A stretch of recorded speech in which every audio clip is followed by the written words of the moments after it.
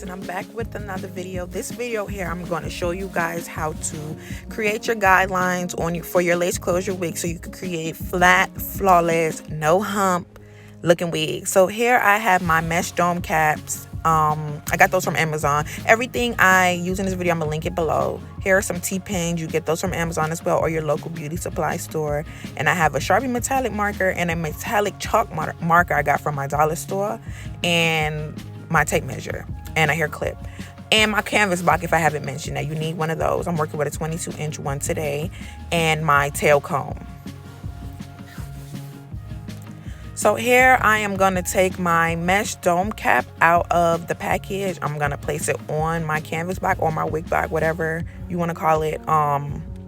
I use the mesh dome caps because I feel like those are the best options for me personally. They're breathable, stretchable. You know, when you wash them, they don't take too long to dry. So that's my reason why I prefer those over that. But it's up to the customer if they want a dome cap, mesh cap, or the cap with the plastic in it. So here, this is the back of the mesh dome cap. You're going to go ahead and place that toward the back. That's the part that goes in the back on your canvas block. So here I'm going to place the mesh dome cap on the wig block, and I'm going to put it where those black dots were. So that is my hairline to nape measurement.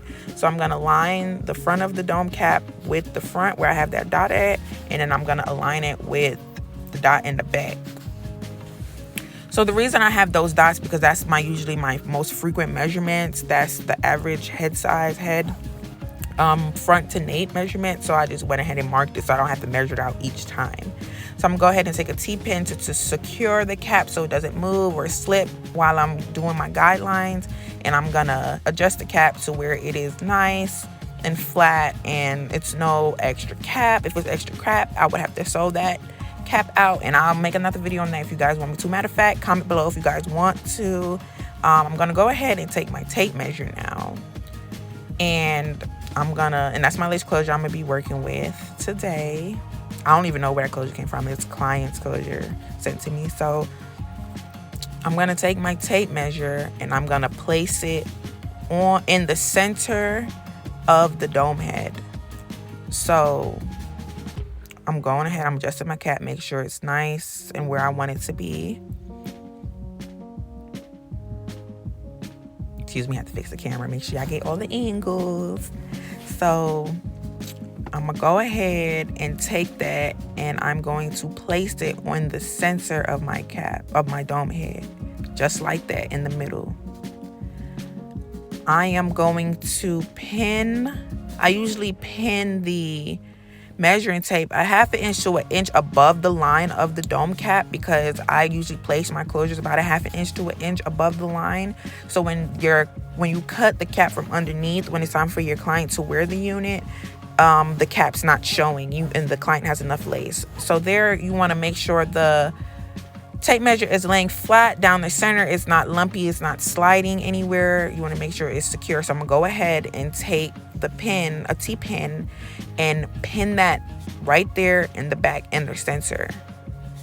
So this ensures that my spaces, when I make my tick marks for my spaces, make sure I have even, nice spaces for my guidelines, so we can have nice even tracks and no gaps in our tracks when we're sewing them down. So first I'm working with a 4x4 inch closure, so I'm gonna mark where the closure is gonna stop. So that'll be at the 4-inch mark. So I went ahead and I marked that. So that ensures the amount of space I'm gonna be working with in the back. So if I mark the first 4 inches out, so that's off limits. Just like that.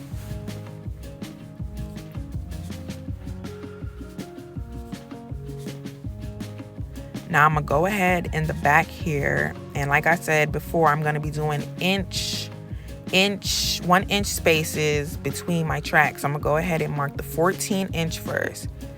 So that's where my first line is going to begin when I draw out my full guideline. So I apologize, my hand's in the way, but in a few seconds you're gonna see what it looks like. So you're gonna mark at each 1 inch line.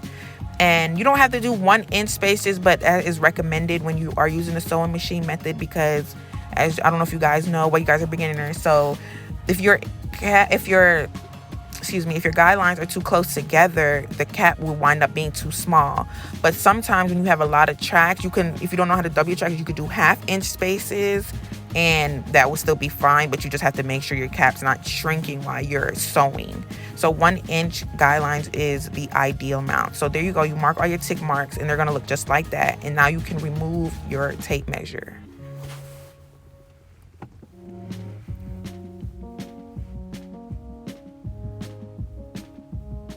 So here I'm gonna be pinning down where my lace closure is gonna be. If you already know how to do this step and it's redundant or whatever, go ahead and fast forward to timestamp 1 minute 19 seconds. That's where I continue to show you exactly how I draw the guidelines out. But if you don't know, this might be a helpful step for you on how I pin down my lace closures to sew them down.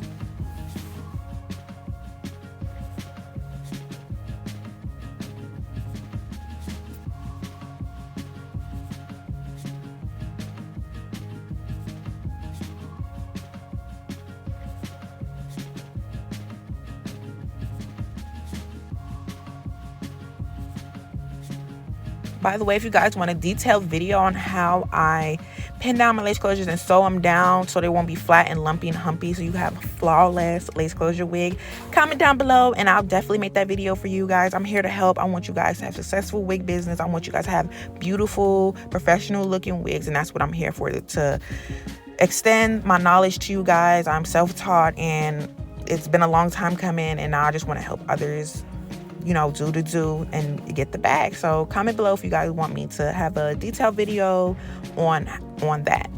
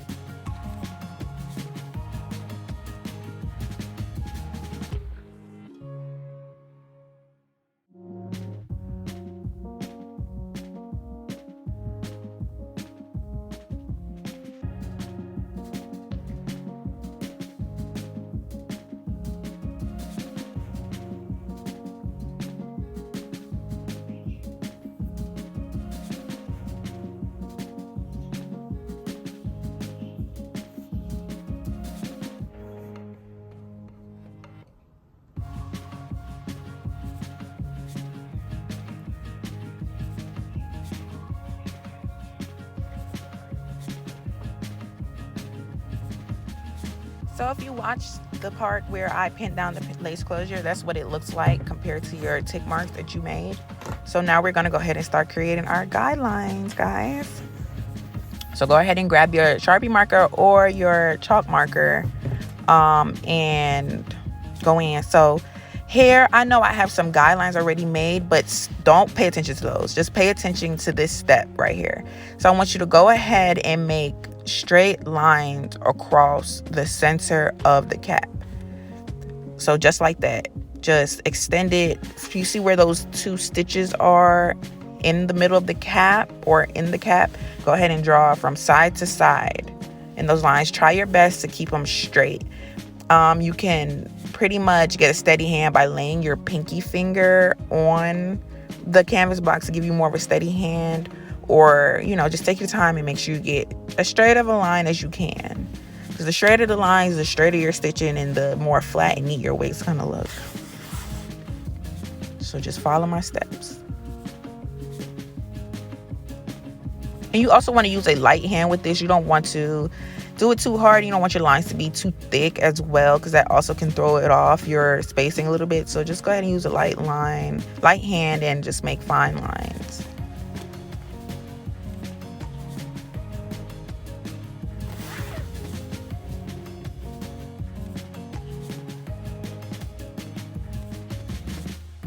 So when you're all the way through, that's what it's gonna look like. So here I erased all the lines on the side to get a fresh start, so you guys can get a visual of what it looks like. So now you're gonna take your chalk or your marker and extend the lines to the band, the end of the band of the cap. Here I want you guys to pay attention that I am making a slight curve downward, just a slight one. Because if you went and did the lines directly across, you will get, when you reach the top, you won't have enough space to make lines. So pay attention to this step. You see how I am slightly curving the lines downward. Not too much of a curve, but slightly.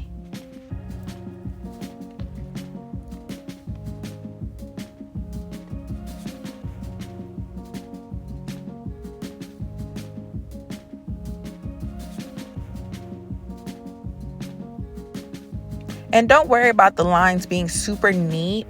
Again, the more you do it, the neater they will become. And they're just guidelines. So that's the reason why I like to use the chalk marker, because the guidelines washes away when I wash the wig when I'm complete with it. Versus the Sharpie marker where it's permanent. You always see the lines. So when your customer or your client looks in your cap, they see the guideline. I feel like it's kind of tacky. So I would recommend you getting a metallic chalk marker versus the permanent marker. So just go ahead and mount. You can mount your hand, or if you already have a steady hand, you just go ahead and take your time and draw those lines.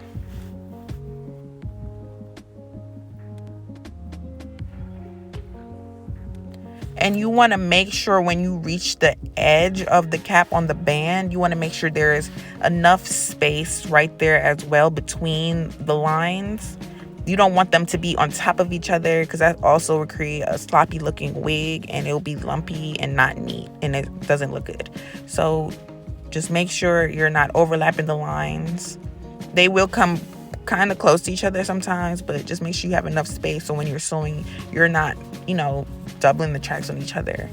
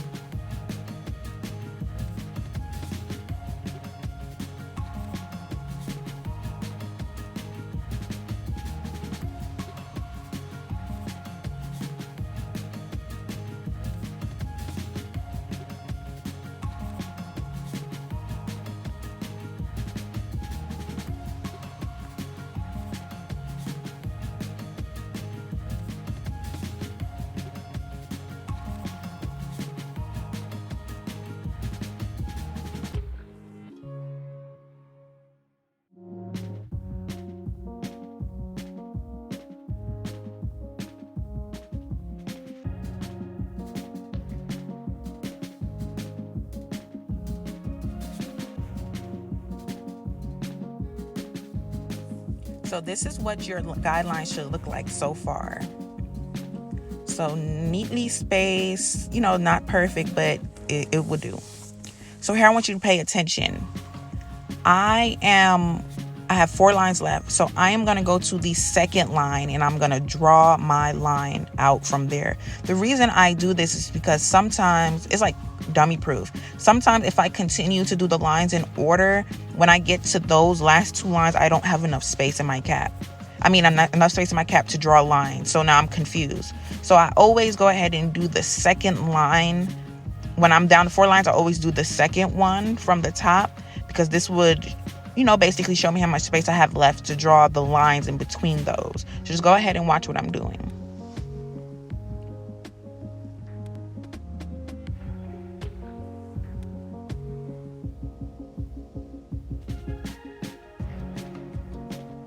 So now you have those 2 lines left, and now you see how much space you have to bring them around. So now you're going to go ahead and go back to that 4th line from the top and go ahead and draw that line.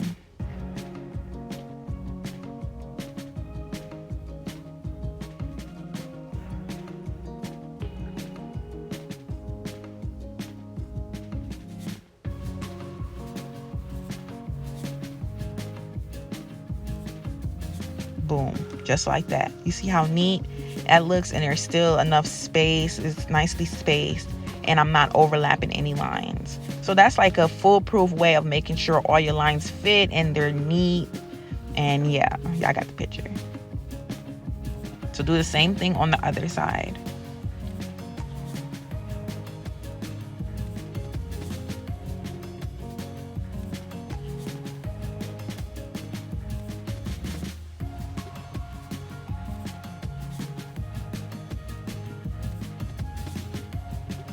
Boom, just like that.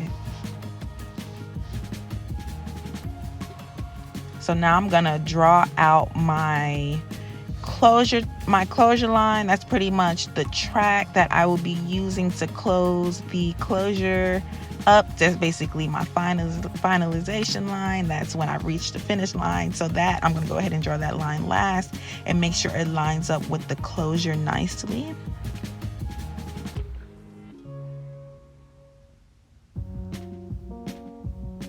Just like that. So now you have all your lines drawn, and that's how it's gonna look.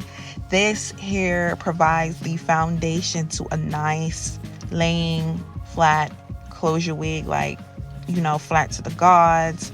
Now here I'm gonna take the closure off so you can see exactly what it looks like without the closure. I didn't sew down the closure in this clip, but this gives me the opportunity, if you're the one that don't like to sew with the closure on, you can still take it off, but you still have the guideline to where the closure is going to be. So when it's time to sew the closure on in the end, it fits perfectly, like the perfect puzzle,